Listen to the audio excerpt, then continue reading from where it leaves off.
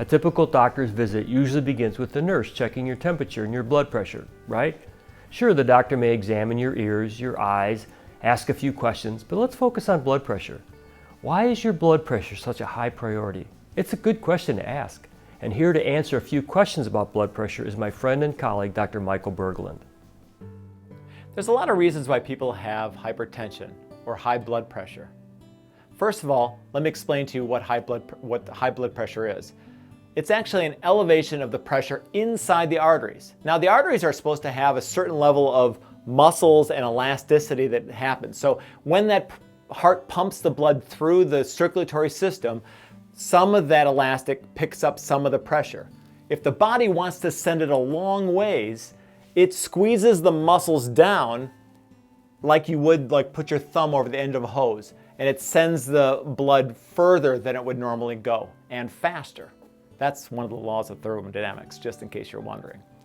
But anyways, so with high blood pressure, we're allowed to have high blood pressure at times because we need to. That's part of our makeup. So we're not really worried about, oh, I had high blood pressure when I came out of traffic on the interstate and I almost got hit by a car. That would be normal because you secreted adrenaline and that elevated your blood pressure. What we're concerned about is resting elevated blood pressure or resting hypertension.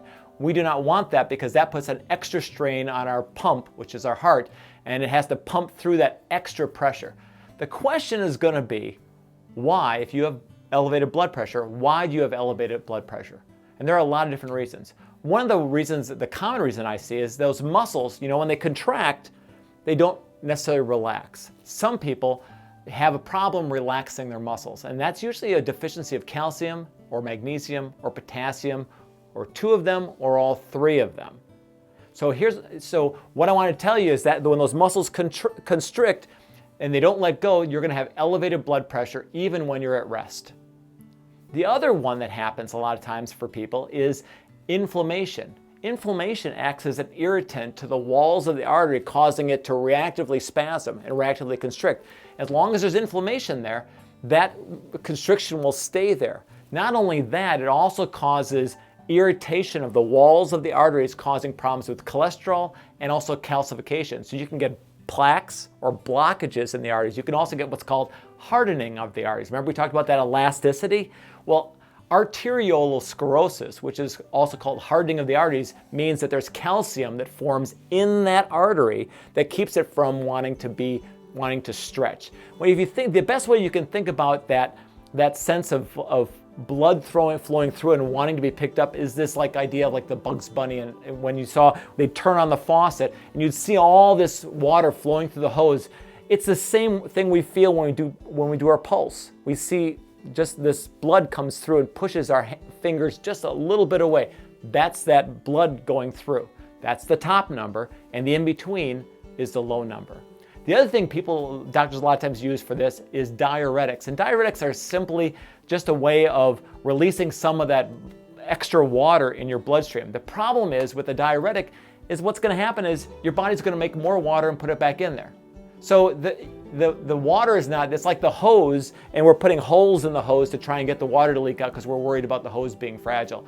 It doesn't make a lot of long-term sense. And in fact, we lose a lot of water and electrolytes like potassium and sodium and magnesium when we put people on long-term diuretics. The last one that usually happens with people is adrenergic or adrenaline. And people that do coffee, sometimes can experience elevated blood pressure. I had a patient recently that we took her off of caffeine. She loved coffee, and she had a creeping blood pressure. Every year it would kind of go up and up and up. We took her off the coffee. We put her on some magnesium, and her blood pressure is 118/70 consistently. And she doesn't really believe me sometimes, so she goes back and tries some coffee, and next thing you know, there goes the blood pressure again. So it's a obvious thing when it happens to you, and it's a very easy thing to solve. But naturally, we have a lot of, depending on what kind of problem you have, you've seen there's different reasons why you have it, and you could have 2 or 3 of these different reasons. But naturally, there are solutions.